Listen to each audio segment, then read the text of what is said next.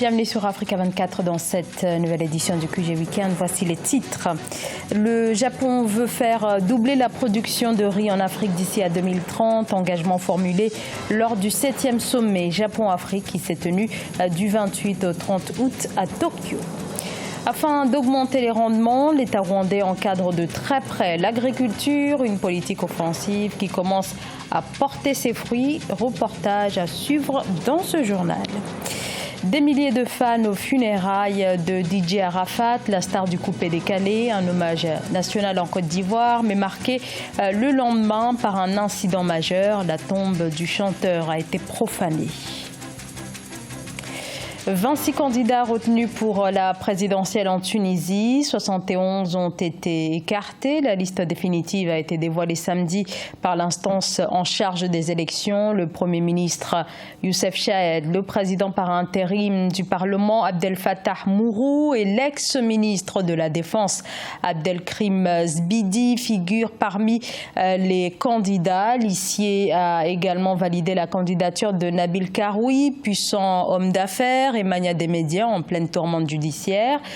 Toujours sur cette liste des candidats en lice, on retrouve seulement 2 femmes, parmi lesquelles l'ancienne ministre du Tourisme Salma Eloumi. Le scrutin présidentiel doit se tenir le 15 septembre, mais avant, place à la campagne qui s'ouvre ce lundi. Dans l'actualité, toujours en bref, cette grève des avocats qui se profile au Cameroun, une grève du 16 au 20 septembre, annonce le Conseil de l'ordre qui dénonce les interpellations qui se succèdent et des détentions arbitraires de certains membres de la profession. Des agressions physiques sont également dénoncées. Depuis, face à la montée en puissance de la Chine en Afrique, le Japon veut également sa place. La 3e économie mondiale cherche des relais de croissance sur le continent. Retour sur le sommet Afrique-Japon, la conférence internationale de Tokyo sur le développement en Afrique. Les 2 autorités ont réitéré leur volonté de renforcer leur coopération. Le Japon, partenaire de longue date des pays africains, notamment en matière de riziculture, s'engage à faire doubler la production d'ici à 2030. Gladys Mwamba. Doubler la production rizicole en Afrique d'ici 11 ans pour atteindre 50 millions de tonnes. C'est l'objectif annoncé lors de la 7e conférence internationale de Tokyo sur le développement de l'Afrique, la TICAD 7. Cette aide, aussi appelée diplomatie du riz, conduite par l'Agence japonaise de coopération internationale, a pour objectif de conduire l'Afrique à l'autonomie, mais elle devra aussi permettre au Japon de renforcer sa présence sur le continent africain. L'engagement du Japon à travers la TICAD est un exemple de multilatéralisme constructif. Je salue la participation des Nations Unies, de la Banque mondiale et d'autres partenaires techniques et privés. La TICAD a progressivement construit un partenariat stratégique avec l'Afrique, le Japon et d'autres partenaires. Actuellement, le continent africain produit moins de 10% du riz mondial. Selon les perspectives agricoles de l'OCDE, FAO, la consommation de riz par habitant en Afrique devrait augmenter de près de 5 kg d'ici 2028 pour dépasser le cap des 30 kg par habitant. Une croissance plus forte que dans toutes les autres régions du monde. Il y a quelque chose que les Africains ne regardent pas tout de suite. C'est le fait que le Japon, c'est 4 grosses pierres sur lesquelles rien ne pousse. Et donc, aujourd'hui, avec les contraintes des terres polluées à travers le monde, le Japon se retourne vers les seules rares terres qui sont vierges, qui sont en fait des terres africaines. En résolvant le problème des terres et le problème de production de riz pour les Africains, parce que les Africains importent le riz à travers le monde, le Japon résout le problème de l'Afrique, mais il résout surtout son propre problème. Ces nouveaux partenariats pris avec le Japon, pour lesquels aucun chiffre n'a été donné, poussent à s'interroger sur la dépendance de l'Afrique, notamment vers les pays d'Asie. L'Afrique a déjà une dette qui représente près de 60% de son PIB, avec pour principal créancier la Chine.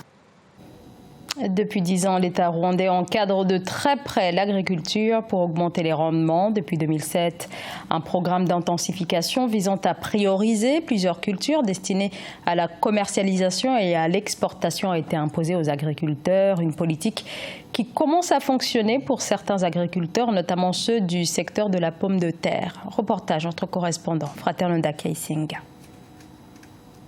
Christine Mukayuri pratique l'agriculture et c'est de cette activité qu'elle arrive à faire vivre sa famille. Elle habite dans le district de Burera au nord du Rwanda, l'une des régions les plus productrices de la pomme de terre au pays des 1000 collines. Ici, le gouvernement rwandais a encouragé les habitants à pratiquer une agriculture professionnelle de la pomme de terre il y a quelques années et le résultat est impressionnant.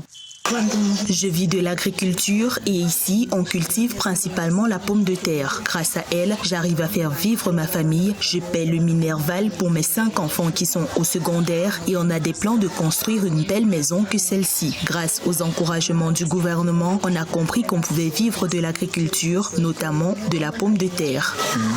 Christine et d'autres agriculteurs ont bénéficié de l'accompagnement du gouvernement et ses partenaires pour booster la production de la pomme de terre et la patate douce. En 2018, par exemple, la production de la pomme de terre était de plus de 900 000 tonnes et près d'1,2 million de tonnes pour la patate douce. C'est vrai que le Rwanda a beaucoup fait pour augmenter la production de la pomme de terre et de la patate douce. En termes de transformation, nous avons déjà 3 usines qui produisent différents produits à partir de ces 2 cultures. Mais il faut reconnaître que le chemin reste encore très long. Nous avons encore 16% des pertes sur la récolte en général et nous voulons réduire ce taux à moins de 5% d'ici 2024. Le Rwanda est classé 6e pays producteur de la pomme de terre en Afrique et ambitionne de devenir son plus grand exportateur. La transformation de la pomme de terre et la patate douce vient en tête des secteurs encouragés pour les investisseurs. En 2018, par exemple, le gouvernement a signé un accord d'une valeur de 120 millions de dollars avec une société nigériane pour le développement de la chaîne de valeur de la pomme de terre. Découverte à présent et on prend la direction du Sénégal, de Fallou Gueye, qui connaît tout du parc forestier et zoologique de Hann, qui abrite notamment des reptiles. Beaucoup en ont une peur bleue, mais pas lui. Fallou Gueye, lui, a fait de son intérêt pour ces animaux son métier. Rencontre avec ce grand passionné. Reportage signé El Hadji Ndiaye. Fallou Gueye mène sa vie aux côtés des reptiles. Son amour pour ces animaux lui a permis d'aller jusqu'en Italie pour y suivre une formation il y a une vingtaine d'années, du serpent au crocodile en passant par le varan, la tortue ou encore le margouillat. L'ancien émigré se veut le protecteur des reptiles qui sont toutes conservées ici dans le reptilarium du parc forestier et géologique de Hann à Dakar. Chaque animal joue son rôle sur l'écosystème. Alors, comme j'ai demandé ce que je peux faire pour mon pays, et ça je le connais très bien, c'est pour cela qu'on a installé ici le reptilarium pour conserver les animaux qui sont sur la voie de disparition. Reconstituant leur milieu naturel depuis 2015, Fallou Gueye a un côté penchant pour les serpents. Sur les 2700 types de serpents dans le monde, le Sénégal en compte que 63, dont seuls 18 sont dangereux. Et dans ce reptilarium, considéré comme le premier en Afrique de l'Ouest, 11 types de serpents y cohabitent. Et s'il y a morsure de serpent aussi, on doit savoir que tous les serpents venimeux du monde ont 2 crochets. Ont 2 crochets à l'entrée des mâchoires. Ont 2 crochets. Alors, s'il y a morsure de serpent, ce qu'on doit faire, bien nettoyer la place. Si on voit 2 trous, le serpent est venimeux. Mais de 4 à 6 trous, le serpent n'a aucun venin. C'est ça qu'on doit savoir. Parce qu'il y a beaucoup de gens qui meurent avec la peur. Et le serpent qui leur mordit, ça ne sert même pas d'aller à l'hôpital. Il pourrait mettre seulement de l'alcool. Fallou Gueye, né en 1962, passe la plupart de son temps avec ses serpents. Pour ce natif de Diourbel, ces reptiles doivent être protégés. C'est pour cette raison qu'il fait le tour de Dakar pour en débusquer. La Côte d'Ivoire a rendu samedi un dernier hommage à Didier Arafat. Quelques heures avant la profanation de sa tombe, des obsèques nationales se sont tenues. Funérailles du chanteur décédé le 12 août dans un accident de la route. Des milliers de fans étaient présents. De nombreux artistes africains ont également fait le déplacement pour une soirée de concert dans la capitale Abidjan en hommage au roi du coupé-décalé. Reportage entre correspondants. Olivier Conin. Vive émotion au stade Oufo-Boigny dans la commune du plateau Abidjan. Les Chinois, surnom des fans de Didier Arafat, ont quasiment rempli le stade pour l'ultime adieu à leur chanteur préféré. Après une veillée musicale ponctuée par la prestation de nombreux artistes, est venue l'heure de la séparation. Un dernier adieu difficile pour les fans comme pour les artistes qui ont bien connu Didier Arafat, à l'instar de Kofi Olomide et Fally Ipupa. Il a créé son empire, il a créé son monde. Aujourd'hui, vous constatez que ce stade est rempli à près de 45 000 places. Ce stade-là, pour que ça se remplisse, moi je sais que si ce n'est pas les Didier Drogba, les Samuel Eto'o, ce stade ne pourrait pas remplir de la sorte. Arafat a apporté beaucoup au coupé décalé. Avec le son rock, la guitare et la batterie, c'était vraiment un talentueux, un bosseur. Les très nombreux fans qui ont rempli le stade Houphouët-Boigny d'une capacité de 35 000 places attestent de la place de feu Didier Arafat dans le cœur des jeunes de Côte d'Ivoire. Pour les spécialistes, cela est en partie dû au fait qu'il a su maîtriser les réseaux sociaux. Regardez, est-ce que ça s'explique? Je ne le crois pas. Je pense qu'il correspond à son temps, à son époque, à sa génération. Il y a eu Fulgence Kassi, il y a eu Ernesto Djédjé, il y a eu Dousaga.